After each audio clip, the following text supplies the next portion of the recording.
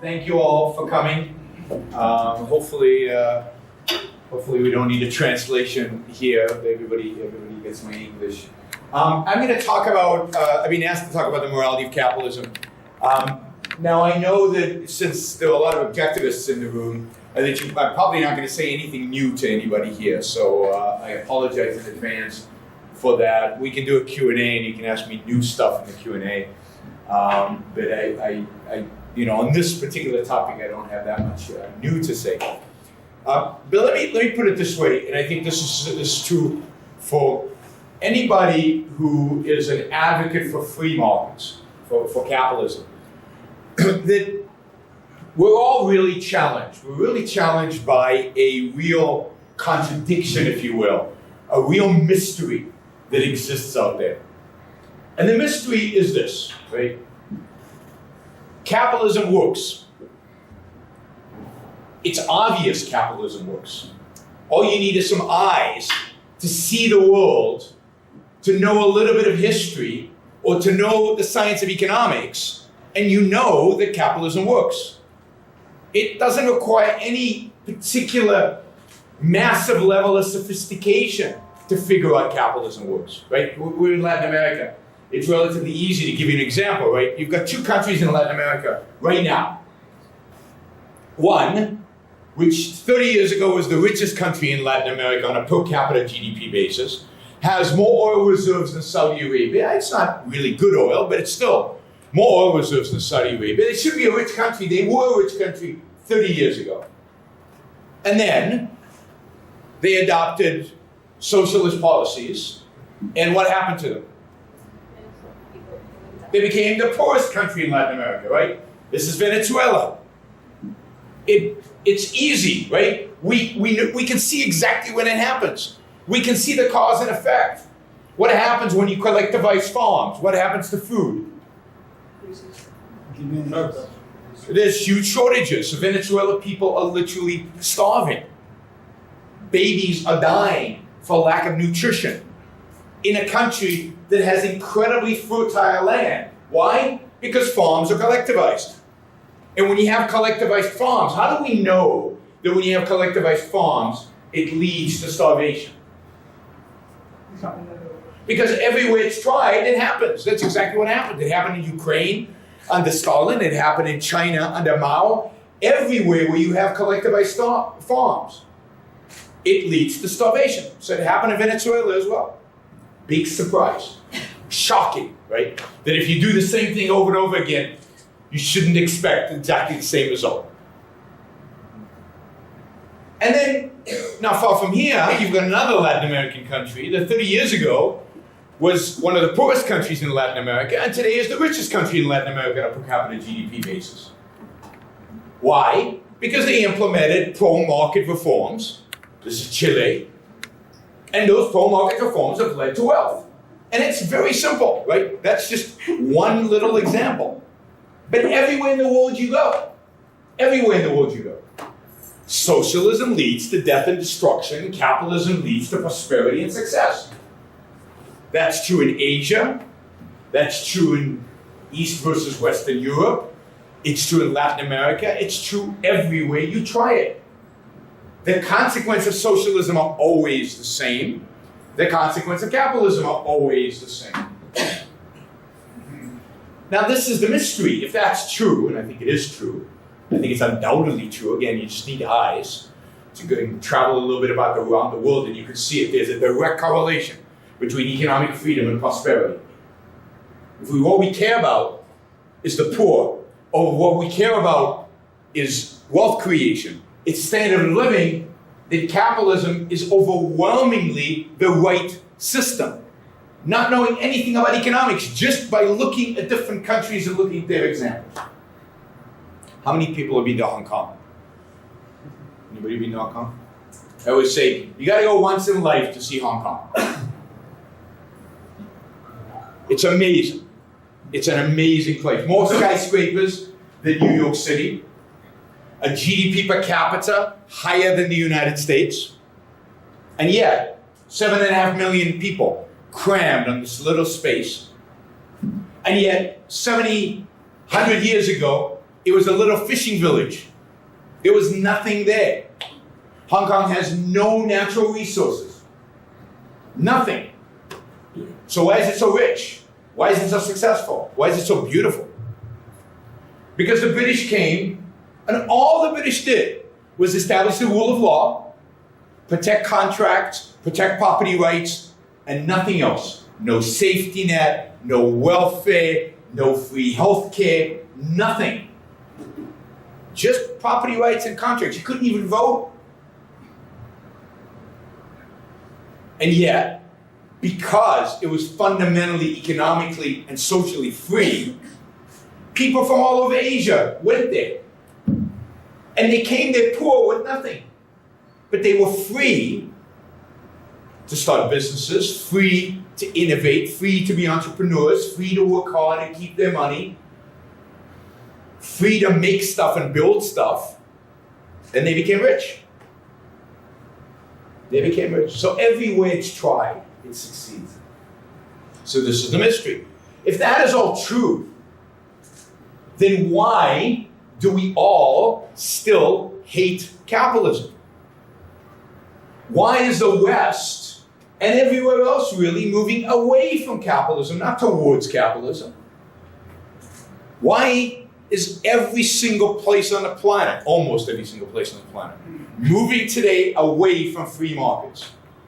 Why does Donald Trump think that you can increase wealth by increasing tariffs, by barriers to trade? I mean, it's mind-boggling. It's nuts. Okay?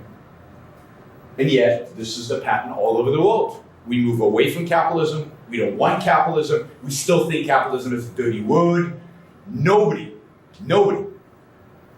is actually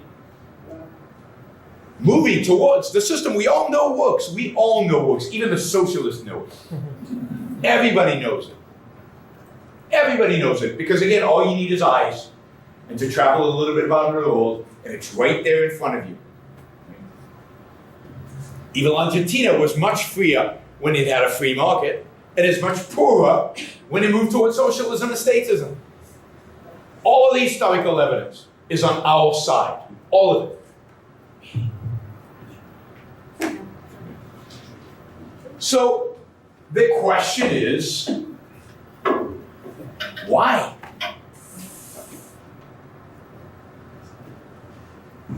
And I don't think the answer is in economics. I think we won the economic debate 50 years ago. We have the smartest, best economists on our side. Whether it was Hayek or Mises or Friedman or all the Austrian economists, all in Latin America and US and in Europe, we've won. There's not an economic argument that the left has made that we do not have an answer to. We have all the answers. It's not a historical argument. History's on our side. Every example in history suggests socialism leads to death and destruction, capitalism leads to prosperity and good stuff. Even for poor people. They're better off under capitalism. By far. Not even close. So what's going on here? Well, what's going on here is I think that what we're losing are the more fundamental ideas. So let's talk about that. What is at the end of the day, what is capitalism about? What's the essence of capitalism? Why do we go into the marketplace? Why do we participate in the market? Any marketplace. What's the purpose of it? Yeah, but why do we want exchange? What's the purpose of exchange? Pursuit of happiness. Whose happiness? My happiness. Your happiness, yes. The marketplace is a place to which we go to in order to make our own lives better. The marketplace is a place where we pursue our self-interest. Why does Steve Jobs make one of these? Why does he make this? Because he wants to get money from it. Because he makes a lot of money, right? And when people say that, usually not, maybe not in this group, they always laugh a little bit because it's uncomfortable to say, I do this to make money. Oh, that's self-interested. You're not supposed to say stuff like that. But was it just about money? No, I think Steve Jobs, why he did not invented the iPhone just for money. There's a personal satisfaction. Yeah, he loved this. He loved it. But let's be clear. The profit margins on this, Are high. when they first came out, was 60%. Steve Jobs did this to make money. And because he loved it, because he had a passion for it, because it's beautiful. And he wanted to create beautiful things in the world. He didn't do it for me. He didn't do it for you. He did it for Steve Jobs. I like to tell the story of my first iPhone that I bought in 2008. And I went to buy, the US economy was declining, was going into a recession. And I went to buy my first iPhone because I wanted to help stimulate the US economy. I read my Keynes, and I knew that consumption drives economics, so I wanted to help drive the US economy, because I know that's why you go shopping. You go shopping because you want to help your fellow man, you want to make sure people have jobs, and you want to stimulate the Argentinian economy, right? Chinese economy. What's that? Chinese economy. Yeah, you want to stimulate the Chinese economy. Well, you're shopping in Argentina, so you want to stimulate the Argentinian economy and the Chinese economy. Trade is not a zero-sum game. Win-win. No, you go shopping because you want to make your life better. We all do that. We want to have nice clothes because we want to look good. We buy an iPhone because we want to be cool, or because we want to be productive, because in some way it enhances our own lives, or at least that's what we believe. We make mistakes. Sometimes you buy a lemon, what you call a lemon, right? A product that is not, I don't know if it's translatable into Spanish, but a product that doesn't work out. It's bad, it's flawed. Or it turns out you didn't really want it, you didn't really need it. But your intention is always to improve your own life. So markets are a place in which we come together in pursuit of our own self-interest. Now, this is not a new observation. Adam Smith in The Wealth of Nations says, the reason the baker bakes his bread is not because he loves you. He doesn't really care about you. He's baking the bread because he's trying to make a living for himself. Hopefully, he likes baking bread and he's enjoying it. But his primary reason is to make money so he can feed himself and feed his family. So this idea about self-interest has been around for a long time. But this is the problem. And I think this is a really deep, fundamental problem. From an ethical perspective, what do we think of self-interest? Morally, is self-interest a good thing or a bad thing? Now, I know in this group, you guys are unusual, right? But what does the culture believe about self-interest? Is it good? No. I mean, when you're this big. I mean, I grew up I had a good Jewish mother, right? My mother taught me what? If you want to be good, if you want to be noble, if you want to be virtuous and moral, you must be selfless. You must sacrifice. Sacrifice meaning giving something away and expecting what in return? Nothing. Nothing, or something less valuable. So nobility, virtue, goodness, the very essence of morality means to be selfless. But nobody's selfless in the market. Capitalism isn't about being selfless, it's about being selfish. It's about being self-interested. So, my argument is, even if we know that capitalism works, we're uncomfortable about it. And we don't want to believe it. And we'll make excuses not to believe it. Because it cannot be moral, it cannot be right, it cannot be just, because it's about self-interest. We are taught that self-interest is the devil. It's evil. It's bad. I mean, think about somebody like Bill Gates. Bill Gates, second richest man in the world now, keeps changing. Jeff Bezos is number one. And you could do this with Jeff Bezos, but it's better with Bill Gates for a reason you'll see in a minute. Bill Gates made $70 billion for himself. How did he do that? How did he become a billionaire? General question. How did he become a billionaire? What's that? Well, it's an interesting story.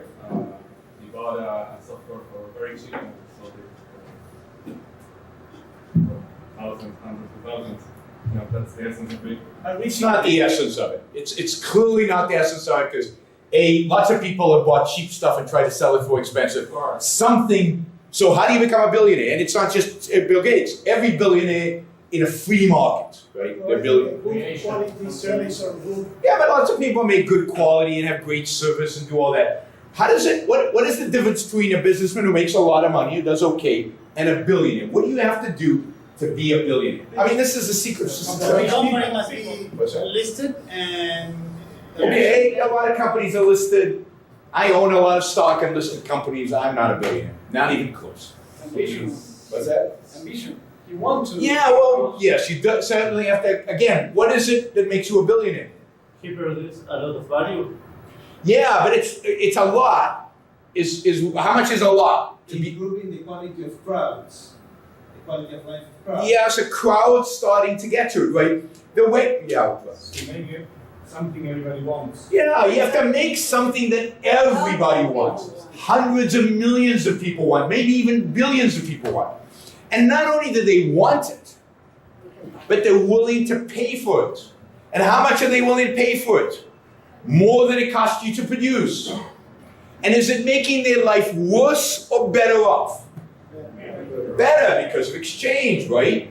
If they gave up $100, it means the thing that they bought was worth more than $100 to them. It added to their life more than $100 worth of stuff, right? So the way to become a billionaire is to offer hundreds of millions of billions of people a product they really want that will enhance their lives at a price that gives you a profit. And if you can do this over and over again, you will become a billionaire. Easy. But you should be able to do it, right? So think about it. The way to become a billionaire is to make the lives of hundreds of millions of people better. The way to become a billionaire is to make the world a better place to live. The way to become a billionaire is to change the world for billions of people. It's the only way. If you do it for a little group, you don't become a billionaire. It has to be large numbers. And it has to be a significant improvement in their lives, otherwise they won't keep coming back and buying your product. So the only way to become a billionaire is to make the world a better place to live for everybody. I can't think of a human being on the planet, maybe some tribes in the Amazon, who have not been affected by Bill Gates, by the standardization of computers, by the fact that we can send, I'm not sure the internet would be what we think of it today without the standardization that Microsoft created. The world is dramatically better. Okay, and Bill Gates made $70 billion of that, by the way, a tiny little fraction of the wealth he created in the world. The wealth he created in the world is trillions of dollars. He got 70 billion. Now, how much moral credit, ethical credit, does Bill Gates get for making the world a better place to live? None, zero, negative a little bit, because he did make $70 billion in the process. How dare he? That's why he's into philanthropy now. What's that? That's why he's into philanthropy now. Yeah, so we'll get to that, right? So here he is, changing the lives of hundreds of millions, maybe billions of people, and getting negative moral credit. But when does he become a good guy? Starts a foundation. Now notice, he doesn't just start a foundation. He leaves Microsoft. God forbid you make any money. You build something, you create something. That's a no-no. That gives you negative moral credit. No, you have to leave it all and become a full-time philanthropist, which is what Bill Gates has become. Now he's a good guy. Now we like him because he's giving his money away. You know, it's dirty the way he made it. That's yucky. But giving it away, that's good. How many people, how many lives will he change giving his money away? Hundreds, thousands. Maybe even tens of thousands, maybe even hundreds of thousands, not billions. Nothing in charity, it just doesn't have the leverage, it just doesn't have the scope, it just doesn't impact the lives of people the way Microsoft did. Now, he's still not quite, we're in a Catholic country, he's still not quite a saint, right? He's short, we're not building statues for Bill Gates, we're not naming boulevards for him. Why? He's still a little self-interested, you know? He seems to be enjoying giving his money away. You guys go to museums. Have you ever seen a painting of a saint smiling? No, that's not the point of being a saint. The point of being a saint is to suffer. The point of being a saint is to sacrifice. The point of being a saint is to be worse off. Now, I have not spoken to the Pope. He's an Argentinian, so you guys might be able to speak to him. But my guess is for Bill Gates to become a saint, he would have to give up all his money. He would have to move into a tent, and he would have to bleed a little bit for us. With some blood. Then, statues, boulevards, he'd get it on. Because then he really believes in the cause, right? He's really suffering for it. That's the standard. Note how sick and perverse this really is. Building, making, changing the world. Benefiting mankind in ways nobody could have imagined.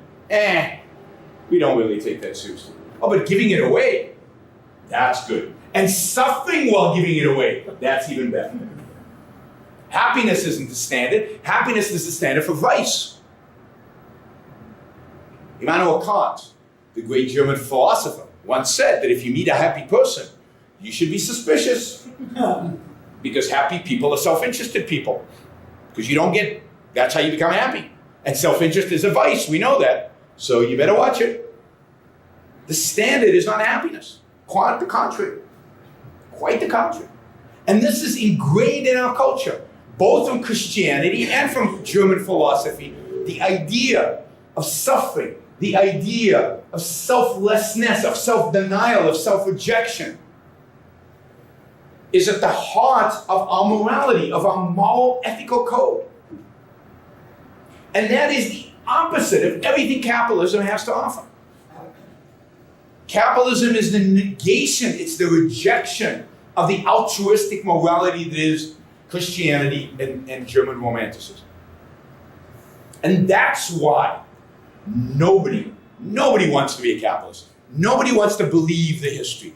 Nobody wants to believe what they see with their own eyes. They're willing to ignore the evidence that they can see firsthand in the name of morality. Because in a battle between economic knowledge and ethical knowledge, between historical knowledge and ethical knowledge, ethical will always win. We want, as a species, as individuals, we want to be good. We want to be just. We want to be virtuous. And if you're good, just, and virtuous, given the moral code we have in society today, you have to be a socialist. Or you have to be some form of statist. And it's why we keep reverting to it. In America, left, right, doesn't matter. We're becoming statists. We want to help people. We want to, that's the focus. We want to give. We're producing, creating, act. That's for those greedy capitalists. And nobody, and this is the great tragedy in my view, nobody has offered an alternative to this morality except for Ayn Rand. And the sad, in my view, the tragic thing in the liberty movement, if you will, is that the great thinkers in the liberty movement have never taken morality seriously and have never taken Ayn Rand seriously. But without her, we will not win. Without her, capitalism cannot be successful. Because she is the only person ever, certainly in the last 2,000 years, to seriously challenge the morality of altruism, the morality of placing the well-being of other people as most important, as the primary, as your focus in life. And not only did she challenge that, but she provides an alternative. Because what do the altruists tell us about self-interest? They don't just tell you it's bad, but they give you illustrations. Because when I say self-interest, what do people think? What kind of people do you think are self-interest? Businessmen with a lot of money. Yeah, but how did they get that money? What's automatic? They lie, they steal, they cheat. They'll do anything to get their way. That's what self-interest means. We've conditioned ourselves to think of self-interest as lying, cheating, stealing. SOB, right? SOB means, well, it doesn't, right? So we point at the kid in the schoolyard and said he's self-interested. What did we mean by that? He'll do anything to get his way. Lie, cheat, steal, walk on corpses, anything. So this is the alternative we'd be presented. You can either be a good altruist and therefore not a capitalist, or you can be a lying, cheating, stealing, bad guy. That's it. That's the only alternative. And Ayn Rand says, ooh, first time really in history, since Aristotle, she says, wait a minute, there's another alternative. How about being rationally long-term self-interest? How about thinking about what self-interest really means? Does lying, cheating, stealing, is it good for you? Not if you understand what we as human beings are. Not if you understand what we are as a species, as a being. Lying, stealing, and cheating are bad for us. They're destructive for us. You might get the money, but you'll destroy your soul. And worse than that, right? You'll destroy your soul, you'll get caught, best example of this is, everybody remember Bernie Madoff in America? Bernie Madoff, pyramid scheme, asset pyramid scheme, stole money from his best friends and everybody around him, right? Bernie Madoff says, he's in jail now, he says he's happier in jail now than he was before he was caught. And I believe him. Because before he was caught, what did he have to live with? I don't know, how many of you have ever lied? I don't really want to know. Lying is stupid, right? When you lie, almost always the lie necessitates more lies. You usually get caught in the end by somebody. If you don't get caught, you're worried about getting caught. And then you're constantly thinking about getting caught and what the consequences will be, right? I am 56 years old. I can't remember what I did last week. I can't. I'm losing my memory. I can't remember what I did last week. I'm busy, so that's part of it, right? Now, imagine if I lied about what I did last week. Not only do I have to remember what I actually did last week, now I have to remember the lie. That's two things. I can't remember one. But it's not two things, it's more than two things. I have to remember the lie and the truth. Who I told the lie to, who I told the truth to. Why I told them the lie and why I told them the truth. It's way too hard. And I'm going to stress constantly and sweat and really worry constantly because I'm going to mix it all up. And I'm going to, it just doesn't work. So Bernie Madoff was constantly worried he would slip up. Couldn't sleep at night because he thought he would get caught. Not by the SEC, not by the government, because the government didn't catch him. The government wouldn't have caught him. They're too stupid and incompetent to actually catch crooks. They're too busy monitoring me and making sure I fill out my forms and I've dotted my I's and crossed my T's and done all the regulatory things that need to be done. When there are real crooks out there, they can't catch the real crooks. They're too busy for that. You know what Bernie Madoff, there was a hedge fund manager who wrote the SEC. The SEC is the regulatory agency that's supposed to catch crooks. He wrote them, this hedge fund guy wrote them 2 memos, long memos, explaining why Bernie Madoff was a crook and what he was doing. And the SEC didn't do anything about it. How was he caught? Anybody know how Bernie Madoff was caught? His son called up the SEC and said he was a crook when his son discovered. Same son committed suicide a year later because of the shame of the whole thing. So this is what Bernie Madoff was afraid of, that his son would figure it out, or his best friends would figure out that he's stealing their money.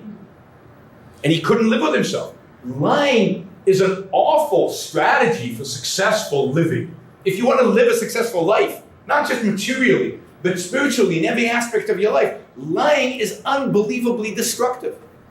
And stealing is an admission that you're incapable of taking care of yourself, of producing the things that you need for yourself. So what do? You find somebody who can take care of himself and you take his stuff by force.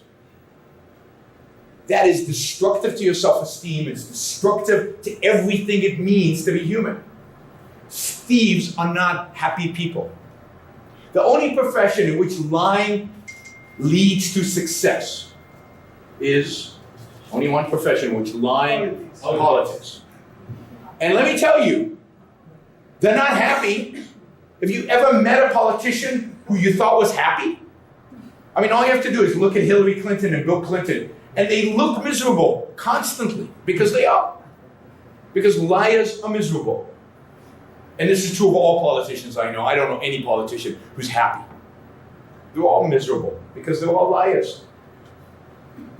When you create a profession where the way to succeed is through deception and undermining reality, you're creating a profession in which everybody's going to be miserable. So Ayn Rand actually presents us with a positive vision of self-interest, which means, what's the most important thing for being human? What makes us human?